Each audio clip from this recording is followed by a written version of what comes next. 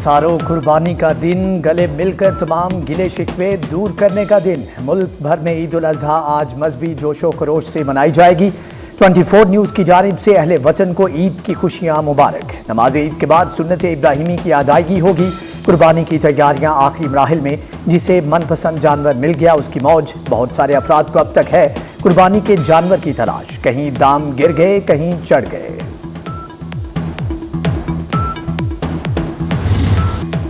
खिलाड़ी हो या अनाड़ी, आज के नवाब सिर्फ कसाब। किसी को हाँ कर दी, किसी को है तलाश। चाकू, छुरी और बुगदे का कारोबार भी चमक उठा। छोटी छुरी 200 से 1200 रुपए तक फरोख्त।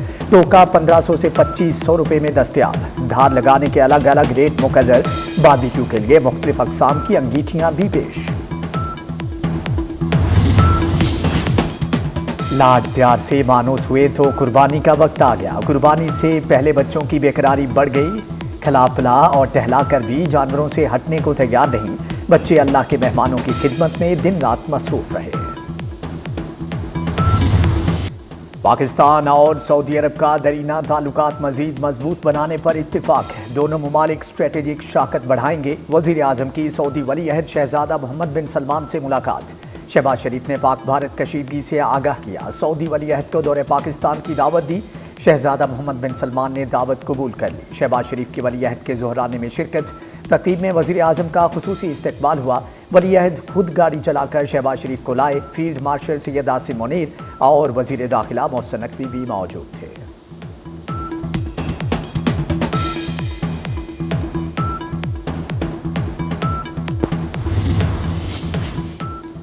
वज़ीर आज़म शहबाज शरीफ और फील्ड मार्शल सैयद आसिम मुनीर का दौरा सऊदी अरब। वज़ीर आज़म ने वफ़द के हमरा उम्रे की सआदत हासिल की। खाना काबा का दरवाज़ा बतौर ख़ास खोला गया। पाकिस्तानी वफ़द ने खाना काबा में नवाफिल अदा किए। बुनियान मरसूस की फतह पर अल्लाह ताला का शुक्र अदा किया।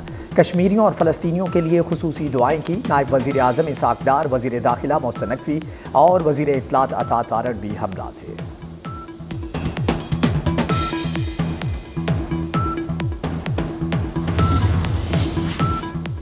दफाई मैदान में पाकिस्तान की एक और कामयाबी। चीन की पाकिस्तान को 5th जनरेशन J-35 स्टेल्थ लड़ाका तैयारे और HQ-19 डिफेंस सिस्टम देने की पेशकश।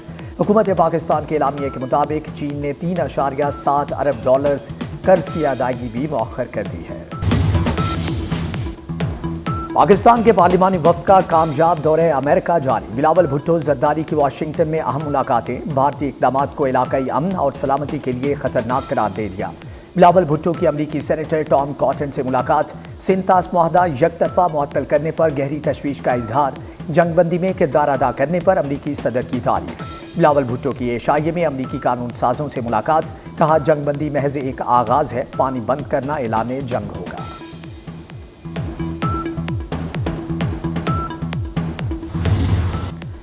डोनाल्ड ट्रंप ने फिर से मोदी की दुखती रग पर हाथ रख दिया। अमरीकी सदर ने पाक भारत जंग बंद कराने की बात दोहरा दी। जर्मन चांसलर से मुलाकात में कहा फख्र है 2 एटमी रियासतों के दरमियान जंग बंद कराई। दोनों मुमालिक से कहा गोलियां चलेंगी तो तजारत नहीं होगी। सदर ट्रंप ने पाकिस्तानी लीडरशिप की सलाहियतों का भी एतराफ़ किया। बोले पाकिस्तान में बहुत मजबूत लीडरशिप है। राहुल गांधी के मोदी पर वार। कहा ट्रंप मुसलसल सीज फायर कराने का कह रहे हैं, मोदी की आवाज़ नहीं निकल रही। वजह यह है कि ट्रंप सच्चे हैं। भारतीय अपोजिशन लीडर राहुल गांधी ने मोदी को नरेंद्र सरेंडर का नाम दे दिया। सऊदी अरब, मुत्तहिदा अरब अमारात और खलीजी रियासतों में ईद उल अजहा मनाई गई। मस्जिदुल हराम और मस्जिद नबवी में नमाज ईद के बड़े इज्तिमात हुए। पाकिस्तानियों समेत लाखों अफराद की शिरकत। ओमान, कतर, उर्दन, कुवैत और तुर्किया में भी नमाज ईद अदा की गई। मकबूजा बैतुल मक़दस में भी नमाज ईद के रूह परवर मनाजिर। इसराइली जबर के बावजूद हज़ारों फ़लस्तीनी मस्जिद अक्सा के अहाते में जमा हुए। अमेरिका, बरतानिया और यूरोप के कई ममालिक में ईद मनाई गई।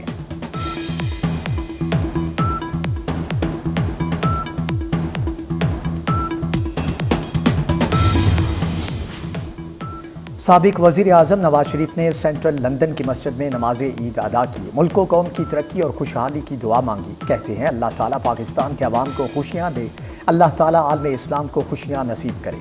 पाकिस्तान के लिए जो काम हो रहा है दुआ गो हूँ कि इसमें मज़ीद बेहतरी आए।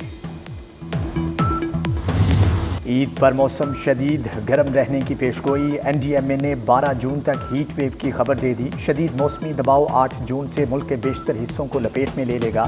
بالائی علاقوں میں دن کا درجہ حرارت معمول سے 5 سے 7 ڈگری سینٹی گریڈ زیادہ رہے گا۔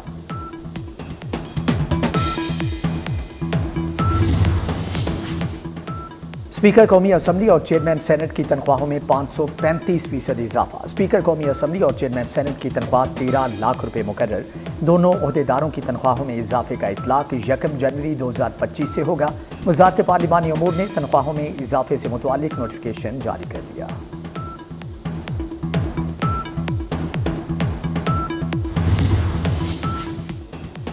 بجٹ میں سرکاری ملازمین کی تنخواہوں اور پینشن میں 10% اضافے کی تجویز۔ گریڈ 17 سے 22 کے ملازمین کے لیے 15% تنخواہوں میں اضافہ تجویز۔ گریڈ 1 سے 16 تک کے ملازمین کے لیے 30% ڈسپیرٹی الاؤنس کی سفارش بھی بجٹ میں شامل۔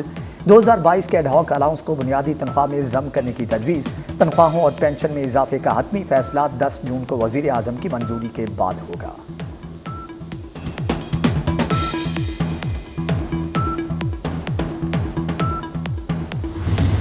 لاہور میں عالمی معیار کی میٹ مارکیٹ بنانے کا وعدہ پورا۔ سینئر وزیر مریم اورنگزیب کا ٹولنٹن مارکیٹ کا دورہ۔ 30 جون تک تعمیراتی کام مکمل کرنے کی ڈیڈ لائن دے دی۔ ٹفٹائلز کی تنصیب، غیر ضروری تاروں کا خاتمہ کر دیا گیا۔ سیوریج سسٹم، ڈرینیج اور ایگزاسٹ سسٹم نے کام شروع کر دیا۔ وزیر مملکت برائے کرپٹو اور بلاک چین بلال بن ثاقب کی میئر نیو یارک سے ملاقات۔ دونوں رہنماؤں نے ڈیجیٹل اثاثوں کی معیشت کے فروغ کے طریقوں پر بات کی۔ ملاقات کا مقصد بلاک چین کی جدت، عالمی کرپٹو تعاون کو فروغ دینا تھا۔ نریندر مودی کو بالآخر G7 کا دعوت نامہ مل گیا۔ انتظار میں بیٹھے مودی نے خود ہی اعلان کر دیا۔ دعوت نامہ نہ آنے پر مودی سرکار پریشان تھی۔ دعوت نہ ملنے کو سفارتی دھچکا کہا جا رہا تھا۔ اجلاس سے صرف 9 روز قبل دعوت دی گئی۔ سربراہ اجلاس 15 جون کو کینیڈا میں ہونا ہے۔ دنیا کا امیر ترین اور طاقتور ترین شخص آمنے سامنے آ گئے۔ ایلون مسک نے ڈونلڈ ٹرمپ کے مواخذے کا مطالبہ کر دیا۔ ٹرمپ کا نام بدنام ایپسٹین فائلز میں ہے۔ فائلز میں ایپسٹائن کے گاہکوں کے نام ہیں۔ ایپسٹائن جنسی استحصال اور تشدد کا مجرم تھا۔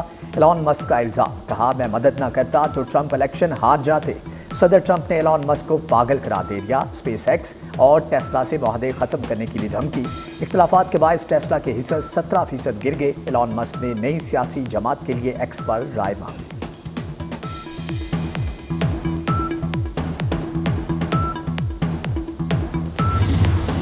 دنیا بھر میں عید الاضحیٰ کی رونقیں اور غزہ میں موت کے سائے۔ دہشت گرد اسرائیل کی جانب سے مظلوم فلسطینیوں کا قتل عام جاری۔ تازہ حملوں میں مزید 50 فلسطینی شہید کر دیے۔ اہل عرب ہسپتال پر بمباری، 4 صحافی شہید ہو گئے۔ غزہ میں شہادتیں 54,677 ہو گئیں۔ بنگلہ دیش میں اپریل 2026 میں عام انتخابات ہوں گے۔ عبوری حکومت کے سربراہ محمد یونس نے اعلان کر دیا۔ بنگلہ دیش میں گزشتہ برس ملک گیر عوامی احتجاجی تحریک چلی تھی۔ حسینہ واجد استعفیٰ دے کر بھارت فرار ہو گئی تھی، جس کے بعد نوبل انعام یافتہ محمد یونس کو عبوری حکومت کا سربراہ مقرر کیا گیا تھا۔